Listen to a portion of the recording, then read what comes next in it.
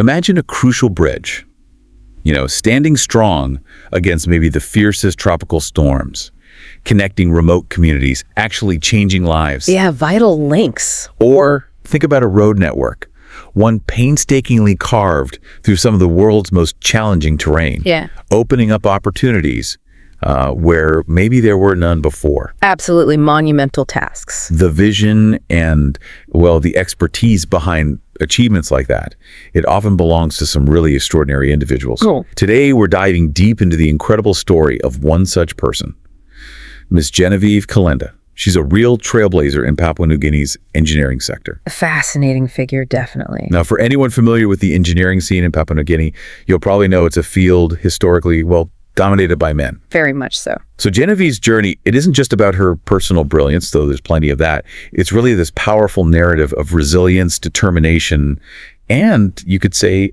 a kind of quiet revolution. Our mission in this deep dive is to go beyond the headlines, to really try and extract the most important nuggets of knowledge, the key insights from her remarkable life. We'll be uncovering how she overcame some pretty significant hurdles, what practical strategies she actually used to balance a really demanding career with, the huge responsibilities of motherhood, and ultimately how she became such a profound inspiration for so many people, especially women, right across her nation. It's a multi-layered story. Okay, so let's unpack this right from the very beginning.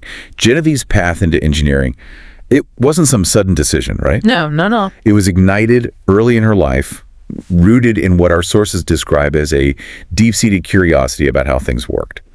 They paint this picture of a young girl just utterly fascinated by the mechanics of the world around her. That innate spark. Exactly. But what's really instrumental here, and the sources really underscore this point, is the role her family played.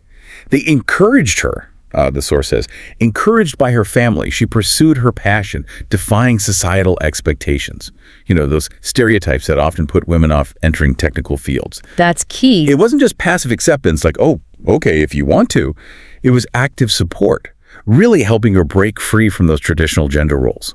And what's truly fascinating there, if we sort of zoom out a bit, is seeing how that specific mix, that genuine curiosity, the internal spark, right? Yeah. And then combining it with that robust external support, how that forms such a powerful catalyst, especially in societies, with really deeply entrenched traditional roles. Right, where the path isn't always clear. Exactly. In many places, the path for women in STEM isn't just difficult. Sometimes it feels almost invisible or it's actively discouraged. So for Genevieve, her family's active encouragement meant her curiosity was valued. It was seen as important, maybe even more important than those societal norms. Gave her permission, almost. Yes, precisely. It wasn't just about her individual drive, though that was obviously there.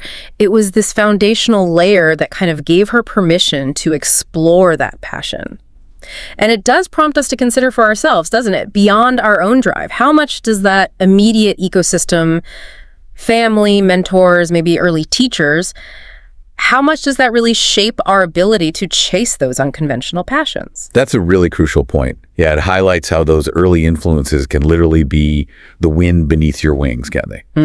And from that initial spark, Genevieve didn't just sort of pursue engineering. She rose pretty quickly to prominence.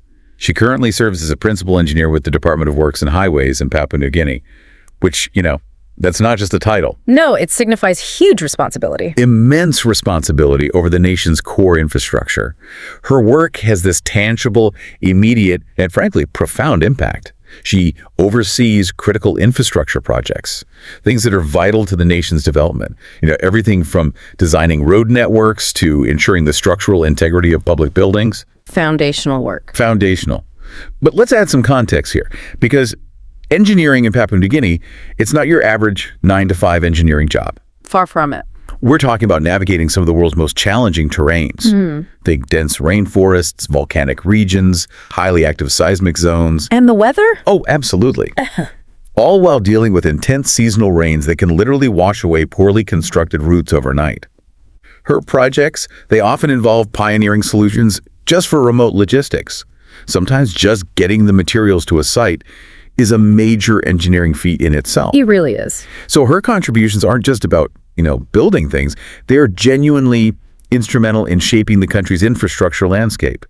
directly impacting connectivity, economic growth, and, importantly, the safety of whole communities. And if we connect that to the bigger picture, Genevieve's work isn't just a series of individual projects. As you said, it's fundamental nation building. The challenges of infrastructure in PNG are just immense. They require not just technical knowledge, but incredible adaptability, constant problem solving under intense pressure. Like designing a road network. Exactly. It's not just about laying asphalt. It's about understanding soil mechanics in tropical conditions, managing erosion control, ensuring resilience against earthquakes. Complex stuff. Very. So the fact that she's earned, as the sources say, respect and admiration from her peers and colleagues in that kind of demanding environment, it speaks volumes. It speaks to her technical expertise, leadership skills, and importantly, unwavering commitment to excellence. That unwavering part feels key. It really does. It shows us that in these complex, real-world scenarios, it's not just the textbook knowledge. It's the ability to translate that into robust, practical solutions and, crucially, to lead teams through truly formidable obstacles. That's what defines real impact. It kind of challenges us to look at our own fields, doesn't it? What are the specific, maybe often hidden complexities, and how does sheer dedication actually push through them to create real change? That's a powerful insight, into the real-world application of expertise under pressure. And Genevieve's story, it takes another fascinating, and I'd say equally challenging, turn when we look beyond the blueprints, beyond the construction sites. She's not just a principal engineer. She's also a devoted mother. Now, we all know that balancing the demands of a high-pressure career with the responsibilities of raising a family is no small feat. Definitely not. It's a constant juggle for so many. And it's a challenge, frankly, many grapple with daily. What really stands out in Genevieve's approach, though, it's not just that she, quote, manages to juggle both roles with grace and poise, which is impressive enough, right? Absolutely. It's her perspective on how she does it. Yeah. And maybe more importantly, what she believes this dual role has actually brought to her professional life. Yeah, and this raises a really important question, I think, about how we typically perceive work-life balance, particularly for women, perhaps, where these two aspects are often framed as being in competition. Like you have to choose, or one suffers. Exactly. But Genevieve offers this truly unique, maybe even counterintuitive belief here. She actually states that being a mother has enhanced her problem-solving abilities and time management skills, making her more effective in her professional life. Enhance them, not just survive despite them. Enhance them. That's the claim. It's not just about coping, it's about seeing the synergy. And if you think about it, well, raising children demands constant prioritization, right? Oh, yeah. Quick decision-making under pressure, resourcefulness when things go wrong, a high degree of empathy. All skills needed in project management. Precisely. These are all skills directly transferable to managing complex engineering projects, negotiating with difficult stakeholders, leading a diverse team.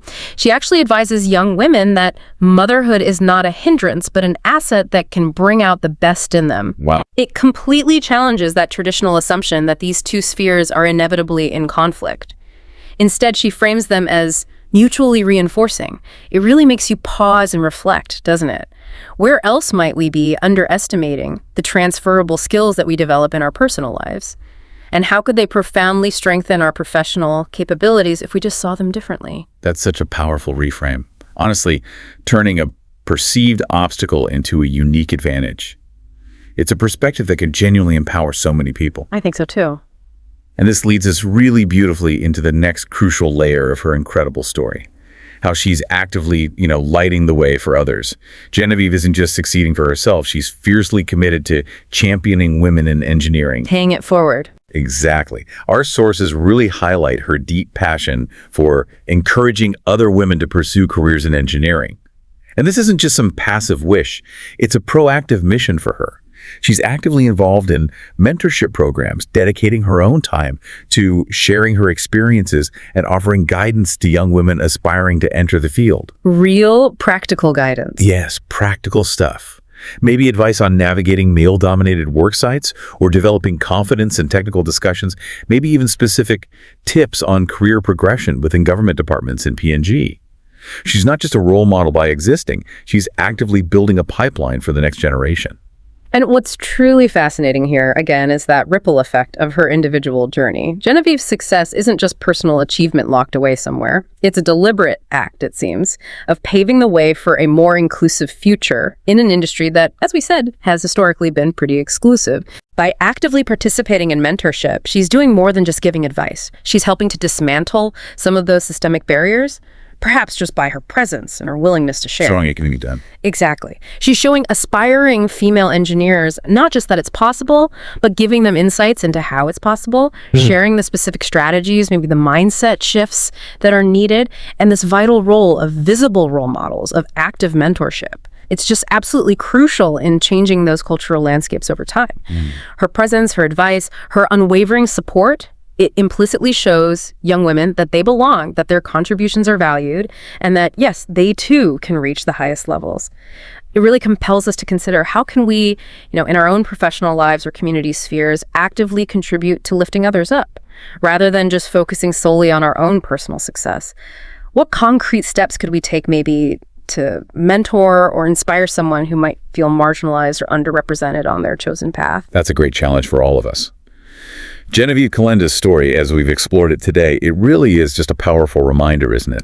That with determination, passion, and crucially, the right support and the right strategies, women can break barriers. They can excel in any field they choose, no matter how traditionally challenging it might seem. Absolutely. Her journey, it continues to inspire so many, and it really proves that the sky is indeed the limit for those who dare to dream, and then importantly, dare to build. And perhaps beyond that individual triumph, her story prompts maybe a deeper question for all of us to think about. When an individual like Genevieve Kalenda achieves such profound success, especially in a challenging male-dominated sector within a specific national context, how does that reverberate? How do stories like hers not just inspire other individuals, but also contribute, even subtly, to shifting national narratives, or maybe even global perceptions of capability, especially in areas where certain groups have been historically underrepresented? It kind of makes you wonder, doesn't it? What kind of societal infrastructure, not just roads and buildings, but the social kind, could be strengthened by truly embracing diverse leadership and diverse perspectives across all sectors? And what hidden potentials might that unlock for a nation or even globally? That's a really thought-provoking question to leave us all with. Thank you so much for joining us on this deep dive into Genevieve Kalenda's remarkable journey. We really hope her story sparks your own curiosity, maybe inspires you to look deeper into the how behind success stories, and encourages you to continue your own journey of discovery.